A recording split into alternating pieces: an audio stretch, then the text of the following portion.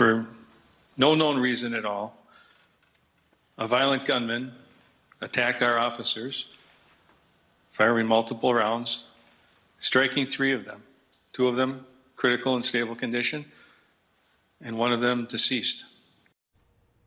Earlier today, we learned the name of the fallen officer who was involved in a fatal shooting just yesterday afternoon in South Fargo.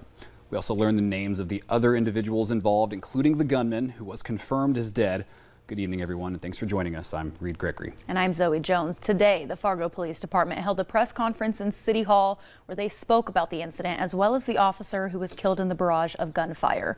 We now know that that officer is 23-year-old Jake Willeen. Now, tonight, the community is still trying to wrap their minds and their heads around this situation, as well as trying to wrap it around what exactly happened.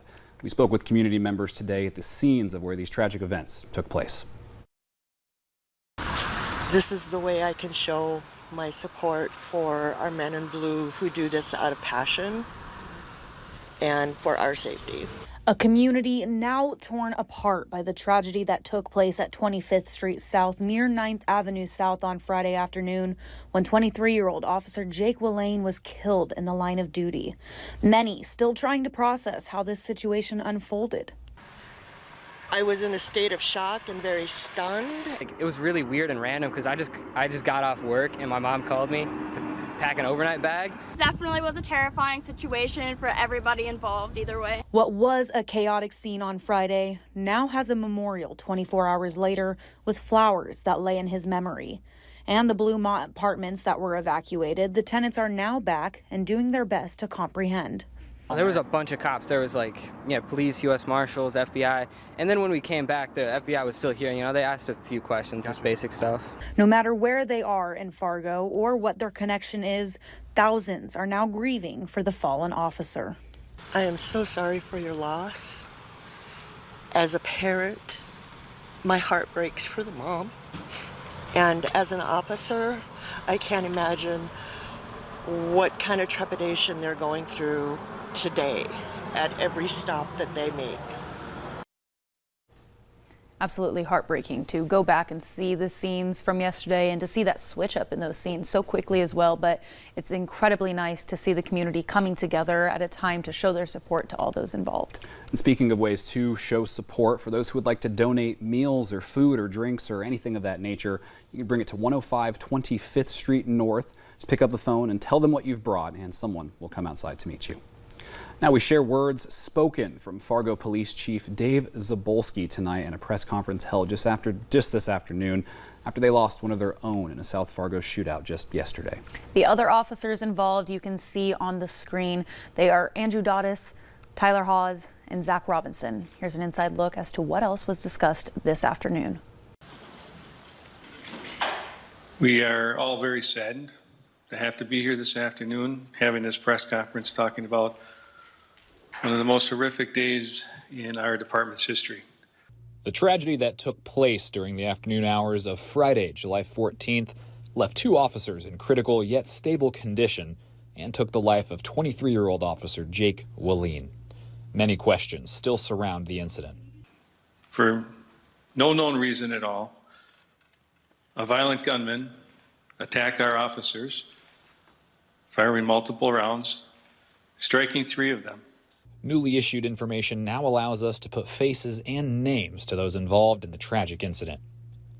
Multiple agencies are now collaborating to find out what the exact reason was and see if there was any motive to the violence displayed on Friday. I'm confident that our partners in BCI and FBI, as they work through this particular investigation, will put the pieces of the puzzle together. Fargo police are asking community members to take some time to remember Officer Willeen. If you just join me for a moment of silence in honor of Officer Willeen.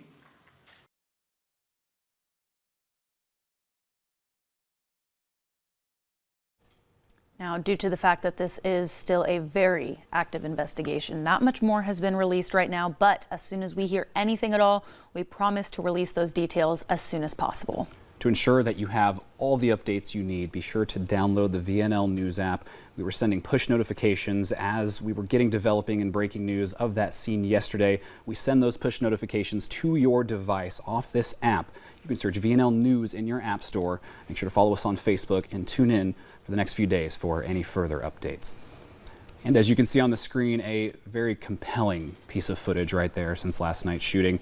Many state and law enforcement officials have released statements in honor of Officer Willeen, as well as the whole Fargo Police Department. That's right. North Dakota Governor Doug Burgum released just a couple of hours ago the following, and in part, these officers dedicate their lives to protecting our fellow citizens and our communities, and we are heartbroken by this tragic loss. Catherine and I extend our deepest condolences to the family of the deceased officer, the Fargo Police Department, and the entire law enforcement community as they mourn the loss of a fellow officer who made the ultimate sacrifice in the line of duty. And that support was shown throughout several area law enforcement agencies as well. The Moorhead Police Department took to Facebook today to say that their entire staff sends their condolences during this tragic time, and Fargo City Hall was illuminated in a solemn blue light just last night in remembrance of the fallen officer. Tonight, a law enforcement memorial show is planned for City Hall as well. We're now starting to see GoFundMes pop up around social media aimed at helping those involved in the incident. You can see on your screen that one was set up for Officer Andrew Dotis. That's right. You can see that initially when we found this GoFundMe, it was over $10,000. Now, looking at it, we are just over $20,000 to help the family. Just an incredible thing to see. It is truly. You know, we're all trying to wrap our heads around what took place yesterday. The city of Fargo has definitely had an interesting and a heavy feel today, and it's good to see the community rallying behind these officers. I agree. I think at this time it's very needed, and it's going to truly help those involved. And now again, this is footage of yesterday. It was a chaotic scene. It was at 25th Street South near 9th Avenue South. Witnesses tell Valley News Live it happened after a traffic collision. That's when all the madness began and the tragedy started. Now, the scene today, the scene you see on your screen, is a completely different environment from 24 hours before. There are now flowers laid out for him, balloons, all of that. It was very quiet and somber, that scene, when we arrived earlier today. We watched people visit today and take a few moments in silence to remember him. Absolutely touching to see that change. We look at the other scene that took place yesterday as well. This is the Bluemont Apartments. This took yesterday afternoon, a very active crime scene, a very active investigation, full of police presence, very busy. Again, this scene was just a few minutes away from where the initial shots rang out on 25th Avenue. That's right. Again, the scene now, 24 hours later, silent. The tenants are back in their homes, still trying to process what happened. Again, for most of these people, they had no idea what was happening initially. They were just asked to leave the property with hopes of returning soon. From all of us here at Valley News Live, we're glad that everyone is officially back home. Mm-hmm.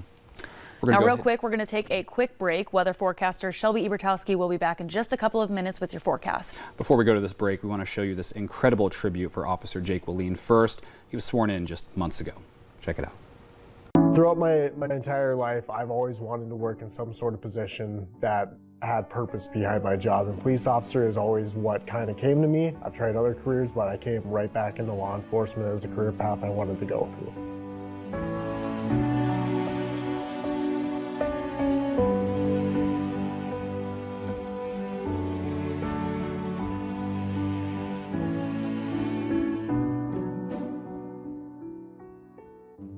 Hi, I'm Jake Willeen. I'm from St. Michael, Albertville, Minnesota, and I've been to more countries than I have been states.